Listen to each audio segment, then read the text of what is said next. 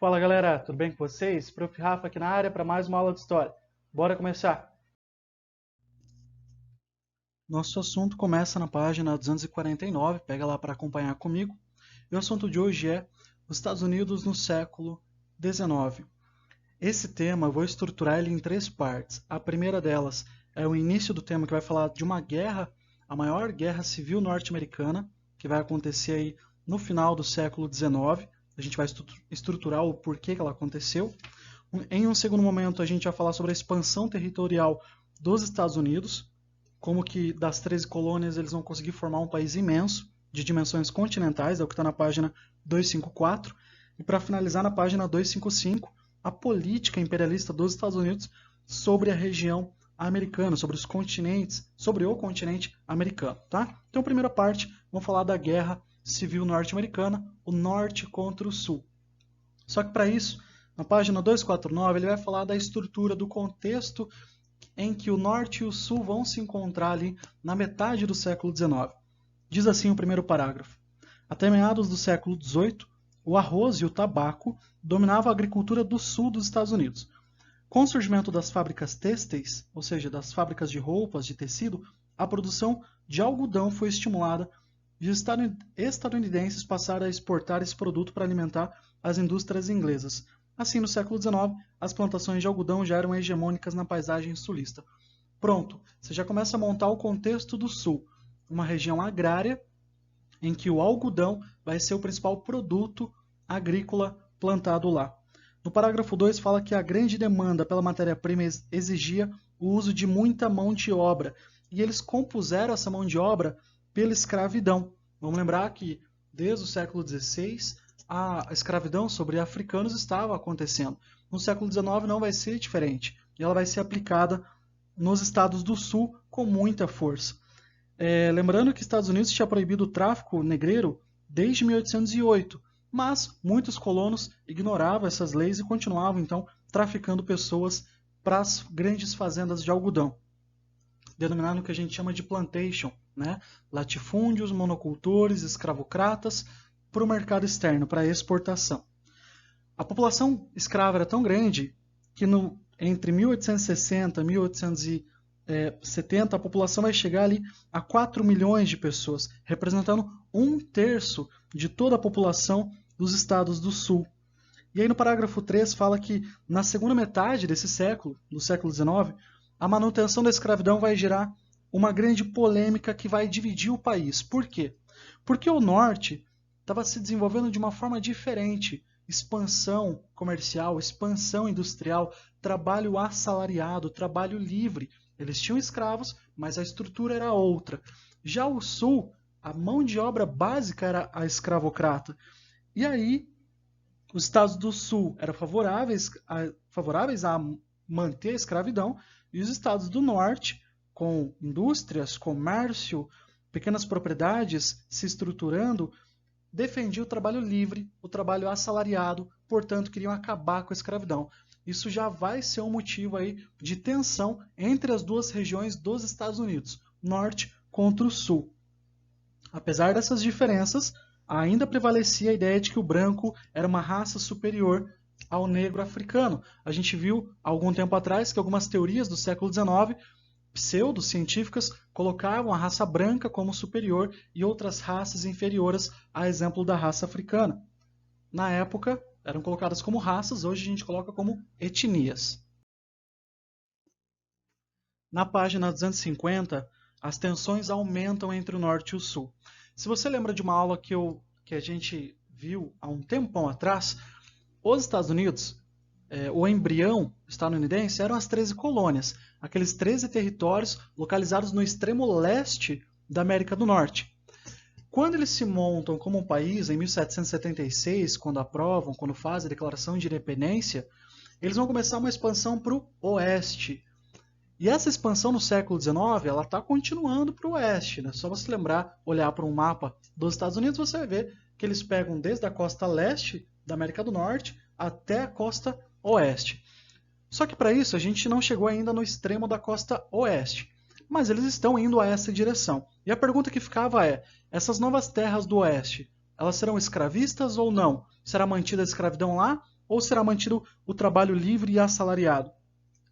De um lado, os fazendeiros do Sul queriam expandir as suas grandes áreas rurais em direção ao oeste, ampliando o uso de mão de obra escrava.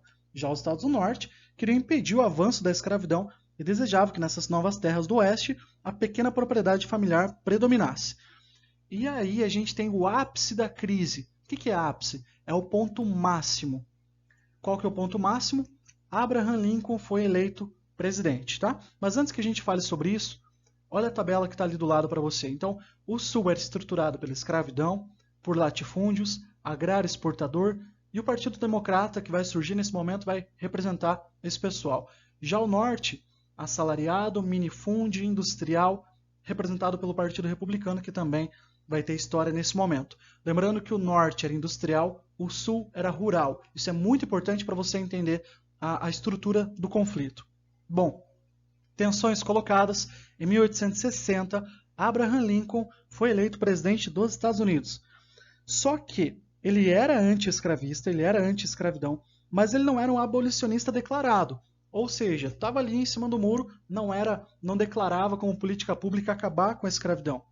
E esse discurso ambíguo, moderado, digamos assim, ele falava o seguinte: a escravidão vai continuar no Sul, onde ela é praticada, no Norte, não, e ao mesmo tempo, qualquer movimento separatista, qualquer movimento de não queremos seguir as leis, o presidente Abraham Lincoln falou que então tomaria alguma medida, alguma decisão mais energética para que alguns movimentos aí não se separassem dos Estados Unidos, porque já estava dando indícios que isso aconteceria.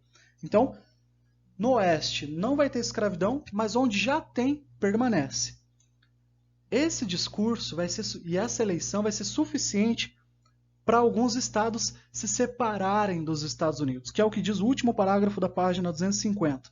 O discurso ambíguo de Lincoln deixou o Sul ainda mais insatisfeito. Em resposta, o estado da Carolina do Sul decidiu se separar dos Estados Unidos e mais 10 estados seguiram esse exemplo e eles se juntaram. Então, olha só, 11 estados falaram: não somos mais dos Estados Unidos da América. É nesse momento, em 1861, que é fundado um novo país na América do Norte, os Estados Confederados da América. Então agora você tem de um lado os Estados Unidos da América e os Estados Confederados da América. É claro que os Estados Unidos, com Abraham Lincoln, não vai aceitar isso, e é aí que vai começar o conflito, é aí que vai começar a Guerra de Secessão. Prof, o que é secessão? A Guerra da Separação, a Guerra Civil Norte-Americana, que a gente vai falar na página 251. Na página 251, então, fala sobre esse conflito. Vai acontecer essa guerra, chamada Guerra de Secessão, ou Guerra Civil Americana, que vai acontecer entre 1861 e 65. Começou, então, porque 11 estados se separaram da União, se separaram dos Estados Unidos. E aí você tem o conflito colocado em lados opostos. O exército norte-americano e estadunidense, ou chamados exércitos da União, representado pelo norte, e os vários estados do oeste também junto, nesse momento. E o exército confederado, representando o sul. Apesar do sul contar com militares experientes, o norte tinha um número superior de soldado, recurso de comunicação mais sofisticado, desenvolvimento industrial, ou seja, você olhando a tabela ali, você já consegue perceber que o norte vai abrir uma vantagem nessa guerra, porque estava melhor preparado, melhor desenvolvido, industrialmente falando, mais eficiente. No parágrafo 2, fala que também a liderança do Lincoln foi muito importante, porque, por exemplo, ele vai proibir a entrada de mercadorias de primeira necessidade nos estados do sul, ele vai fazer um cordão de isolamento do sul, ele vai decretar a lei do confisco, que autorizava a apreensão de todos os bens dos confederados, incluindo os escravos que caíssem nas mãos da União, ou seja, os territórios que o norte invadir, os territórios que a União invadir, eles vão poder confiscar todas as posses, todos os bens dos confederados. Também fala nessa página que Lincoln vai decretar o fim da escravidão em 1863, no meio da guerra. Então vai dar uma força a mais aí para esse conflito. E aí diz que, enfraquecido e sem recursos, o Sul vai se render em 1865. Então a guerra começa em 61, mas o Sul, não preparado, acaba se rendendo em 65. E no último parágrafo, fala que a Guerra Civil Americana é considerada a primeira guerra moderna, por duas razões. Primeiro, pela primeira vez foram utilizados navios encouraçados e pela primeira vez foram usadas armas de técnica avançada como fuzis e revólveres. E também você percebe que nesse conflito está registrado aí 600 mil pessoas acabaram morrendo, então foi a maior guerra civil norte-americana e também vai ser o conflito com o maior número de vítimas na história da América inteira. Então o impacto disso tudo é muito grande. A guerra acabou, a escravidão foi abolida, o Sul se rendeu. Acabaram os problemas? Não. Não, porque ainda prevalecia a ideia que a raça negra era inferior. Mesmo a abolição decretada por Lincoln, muitas pessoas olhavam os negros como uma raça inferior, assim como outras etnias. E aí no parágrafo 3 da página 252 vai falar o seguinte: os Estados Unidos, especialmente o Sul, tornaram-se cada vez mais segregacionistas, ou seja, separatistas, não queriam conviver com essas pessoas. Negros e brancos não podiam conviver em espaços públicos, a não ser no trabalho. A política de segregação chegou ao extremo na década de 70, quando alguns estados aprovaram as leis Jim Crow, que falava o seguinte: negros e brancos estavam proibidos de frequentar os mesmos restaurantes, as mesmas estações de trem, as mesmas escolas, barbearias, banheiros, entre outros espaços públicos. Isso só vai ser revogado em 1960, quase 100 anos depois. Ou seja, eles até consideravam brancos e negros como iguais, mas deviam viver separados. E não era só uma separação simples. Tudo que era colocado para a população negra era colocado de uma forma pior. O acesso era mais restrito, o serviço era mais complicado, era mais precário. E para piorar a situação, vão surgir grupos secretos em que vão fazer perseguições aos negros, que é o que a gente vai falar agora. No ano que terminou a guerra, 1865, veteranos do Sul, não satisfeitos com toda essa situação, com toda essa abertura política, com o fim da escravidão, eles vão fundar um grupo chamado de Ku Klux Klan, em dezembro de 65. O que era isso? Era um grupo de intolerância racial, considerando a raça branca como uma raça superior, e era um grupo, uma associação secreta, então não era qualquer um que entrava, não era qualquer um que sabia o que acontecia lá, criado por veteranos do Exército Confederado, ou seja, da galera do Sul. E eles estavam insatisfeitos com o rumo do país, sobretudo com o fim da escravidão, e eles vão praticar atos terroristas, eles vão praticar atos racistas, eles vão pregar a supremacia branca, eles se colocavam como os defensores da moral cristã, os defensores da ordem social dominada pelos brancos. E aí eles começam a atacar negros, judeus, chineses ou qualquer outra pessoa que apoiasse essas populações.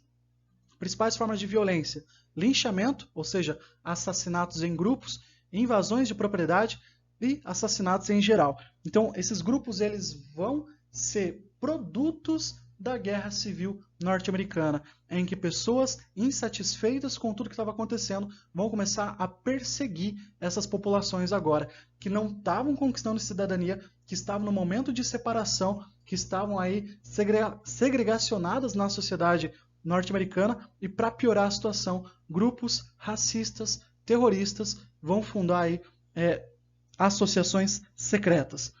Tudo isso vai ser banido no final. Eles foram colocados na ilegalidade em 1871, ou seja, não poderia existir pela lei, mas eles vão continuar crescendo e eles vão ter força até o meio do século XX, até a Segunda Guerra Mundial.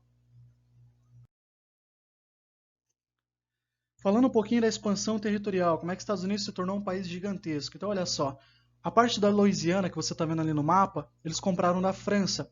A parte da Flórida, eles compraram da Espanha. Aí você tem a fixação de colonos no Texas, lá por 1840. E aí vai acontecer 1820, perdão. E aí vai acontecer uma guerra no Texas. Por quê? Porque chega um determinado momento que o Texas era do México, mas colonos dos Estados Unidos colonizam a região para que os indígenas não se estabelecessem lá, a pedido dos próprios mexicanos. Só que aí chega um momento em que os colonos dos Estados Unidos reivindicam essas terras e vai começar uma guerra entre Estados Unidos e entre México pela região. Estados Unidos então vai ganhar essa guerra e anexa a região do Texas que você está vendo ali no mapa. Dentro disso tudo, os norte-americanos, estadunidenses, falavam do chamado Destino Manifesto. Eles se consideravam, eles se olhavam, o povo eleito por Deus, para expandir os seus domínios em direção ao oeste, ou seja, contra os indígenas, contra os mexicanos. Na visão deles, era uma missão dada por Deus. E aí você vai ter a guerra contra o México, a anexação do território de Nevada, Utah, Novo México, Arizona, oeste do Colorado e Alta Califórnia. Então a guerra contra os mexicanos vai deixar eles atribuírem todos esses territórios aí. E a base disso tudo vai ser o Destino Manifesto. É a missão de Deus dada aos estadunidenses. Isso é o que foi propagado no meio do século XIX. E aí os Estados Unidos começam o que a gente chama de política imperialista. O que é isso? Vamos primeiro explicar o que é a doutrina Monroe propagada nesse momento. Em 1823, um discurso proferido pelo então presidente James Monroe, ele falava o seguinte: a América deve ser para os americanos. Qual que era o recado dele? Europa, potências europeias, não tentem recolonizar a América de volta. A América ela vai continuar livre. Aí você fala, olha e fala, opa, beleza, joia. A América vai continuar livre, a Europa não vai mais dominar nada que seja americano. Só que aí, isso aqui, do outro lado da moeda, vai ser justificativa para que eles comecem a estruturar uma política de dominação sobre a América. De que forma? Olha só, o parágrafo 2 da página 255 diz o seguinte: a doutrina Monroe expressava, por um lado, uma política defensiva dos Estados Unidos diante de qualquer tentativa das potências europeias de recolonizar o país. Só que, por outro lado, essa doutrina já continha, de forma embrionária, a ideia de que os Estados Unidos tinham o direito de conquistar as terras indígenas e de impor a sua influência sobre os povos latino-americanos. Ou seja, os Estados Unidos vai se colocar como o país, aquele que vai interferir quando puder, quando quiser, no continente americano.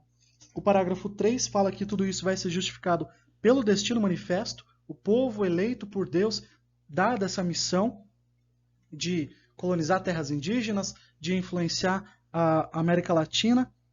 E aí, no parágrafo 4, vai falar que com motivações econômicas, com motivações religiosas, a expansão territorial dos Estados Unidos vai continuar sobre territórios mexicanos. Isso só vai dar uma segurada durante a Guerra da Secessão, que a gente trabalhou ali. E aí, por exemplo, em 1867, eles compraram o Alasca da Rússia. Em 1898, eles anexaram o Havaí e eles se envolveram na guerra pela independência de Cuba no final do século XIX. Eu não sei se você lembra, a gente trabalhou um tempão atrás a independência de Cuba e Estados Unidos aparecendo no fim do conflito. Isso mostra a política imperialista norte-americana. Isso mostra a influência que os Estados Unidos queria sobre a região. E o Destino Manifesto baseando, estruturando tudo isso. E para acabar, fala que no início do século XX, a doutrina Monroe foi reformulada com a Declaração de Roosevelt.